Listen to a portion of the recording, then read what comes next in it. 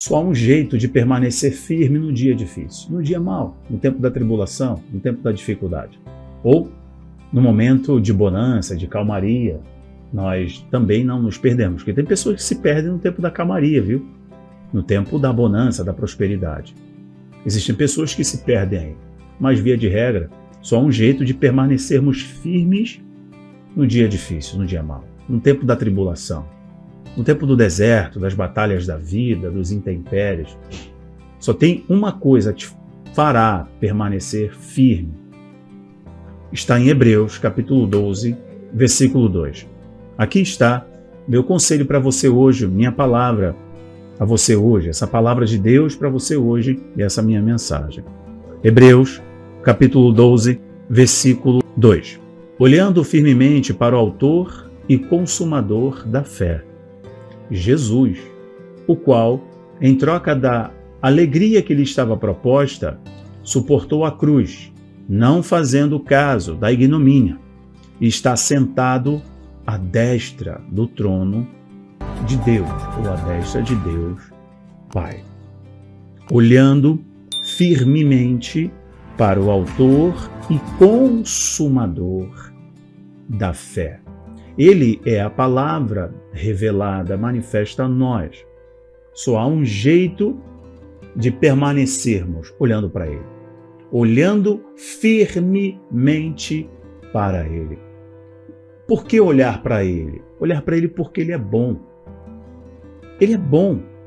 Jesus tinha um olhar puro e perfeito, mesmo para aqueles que estavam maltratando-o, mesmo para aqueles que estavam cravando ele na cruz, chamando-o de ladrão, cuspiram em sua face, o despiram, cravaram uma lança ao seu lado momentos depois, mas diante de tanto desprezo, de tanto castigo que nos traria paz, conforme o profeta nos diz, ele consegue dizer para o Pai: Abba, perdoa-os, porque eles não sabem o que fazem.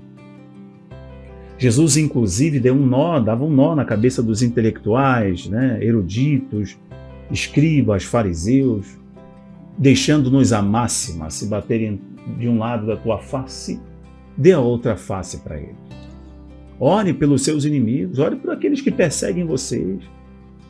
Vivam a realidade do amor do Pai de modo tão sobremaneira, de modo tão grande, que vocês passem, então, a amar os seus inimigos. E aí vocês verão, de fato, uma mesa posta. Jesus é tão extraordinário que ele está... Aqui o escritor aos Hebreus, não sabe exatamente se é Paulo, supõe-se que é Paulo, mas não se sabe. Hebreus 12, 2, falando, o versículo 1, fala sobre o propósito que está diante de nós. Fala sobre a vocação, a carreira que nos foi proposta. Nós só conseguiremos cumprir a nossa carreira, a nossa jornada, olhando firmemente para Ele. Então nós olhamos para Ele porque Ele é puro, nós olhamos para Ele porque Ele tem um olhar de misericórdia. Como aquela mulher do fluxo de sangue que tocou nele, Ele sabia de todas as coisas, sabe de todas as coisas. Como o homem paralítico há muitos e muitos anos, como os cegos, como os coxos, mancos, endemoniados, possessos, doentes, Ele curou a todos. E foram tantos milagres que não haviam páginas suficientes na época para registrá-los. Porque Ele é bom, o seu olhar é puro, Ele é misericordioso, Ele é cura, Ele é graça, Ele é a segunda chance. Uma coisa que percebo é que nós devemos olhar para Cristo porque Ele é a segunda chance. O cair é do homem, mas o levantar é de Deus. Jesus o tempo inteiro, Ele dava à pessoa a chance de voltar à normalidade, a chance das coisas voltarem para o eixo. Olhe para o Senhor, porque o Senhor Ele não tem um olhar para você te condenando, te envergonhando. Ele te dá a chance agora, para depois você não ouvir: aparta-te de mim, maldito, que eu nunca te conheci. Então Ele te dá a chance agora de conhecê-lo, para você ouvir no grande dia: vinde bendito do meu Pai, tomai por herança o reino que foi preparado para você. Jesus, Ele sempre tinha um olhar de segunda chance. Pois é isso que Ele fez com o endemoniado de Gadara, o endemoniado gadareno. Foi isso que Ele fez com a mulher samaritana, tomada por vergonha, se escondendo por causa da vergonha, do pecado, do adultério, escrava do pecado. Olhe para Ele, porque Ele é dupla honra, Ele não é vergonha, Ele é segunda chance, Ele não é ponto final. Olhe para ele porque ele é puro, seu olhar de misericórdia é de graça. E não olhe para o homem. A gente consegue ver hoje que pessoas, por não terem uma intimidade com Cristo, não buscarem uma intimidade com Ele, têm uma fé firmada em exemplos humanos. Ficam olhando somente para o homem. Tem, inclusive, seus grandes balizares, homens, que podem ser homens de Deus, mas são homens, são falhos, erram. Abraão mentiu no episódio do Egito. Davi adulterou. Asaf, ministro de Davi, homem que organizou o louvor a Deus, homem que conhecia muito bem a máxima salmista de ministrar as sombras das asas de Deus, porque estava próximo da graça, da glória de Deus. Asaf invejou a prosperidade dos ímpios, dos perversos e quase abriu mão de tudo. Tomé duvidou, Judas o traiu, Pedro o negou.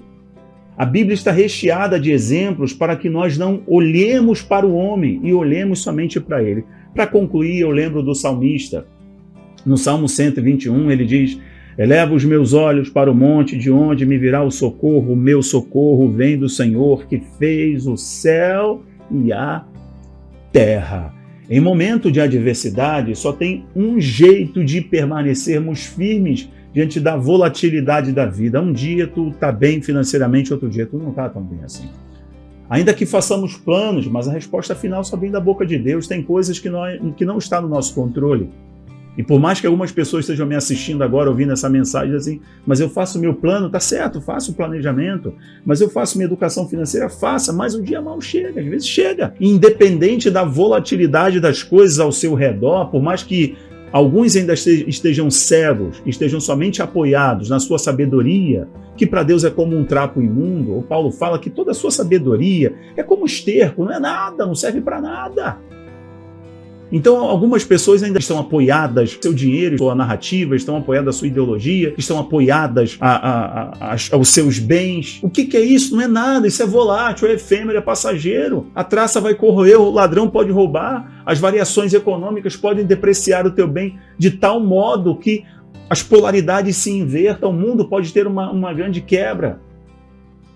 O salmista está nos dizendo no Salmo 121, olha, não se apoie em coisas voláteis, efêmeras, passageiras, mantenha-se focado, com seus olhos firmados nele. Hebreus já nos diz, firmemente, olhando firmemente para o autor e consumador da fé. Aí está a receita. Se há uma receita de bolo, é essa. Olhe somente para Cristo. No dia mais difícil, se volte para Cristo. Lembre-se, inclusive, como ele foi misericordioso lá atrás e será misericordioso outra vez. Não é o fim. Olhe para ele porque ele é o Deus de novos começos. Olhe para ele que ele é o Deus da segunda chance. Olhe para ele porque o olhar dele é puro. Olhe para ele porque ele não te condena, ele te perdoa. Olhe para ele porque ele pode trocar a vergonha por dupla honra. Olhe para ele porque ele pode fazer dessa pobreza, dessa miséria, um testemunho de um príncipe e de uma princesa. Olhe para ele, porque ele pode oferecer a você, inclusive, um caminho de santidade, um caminho de redenção dessa vida, para você sair dessa vida pecaminosa, dessa vida suja, dominada pelo pecado. Então, olhe para ele agora, porque somente olhando para ele, você consegue resistir ao que você está vivendo agora ou que porventura possa vir. Olhe para ele e você não vai se empolgar na descida e tampouco você vai desistir na subida. Permaneça olhando para ele. Ele vai te sustentar. Ele é bom e a palavra dele é fiel. Que Deus te abençoe. Compartilhe essa reflexão rápida. Tchau, tchau.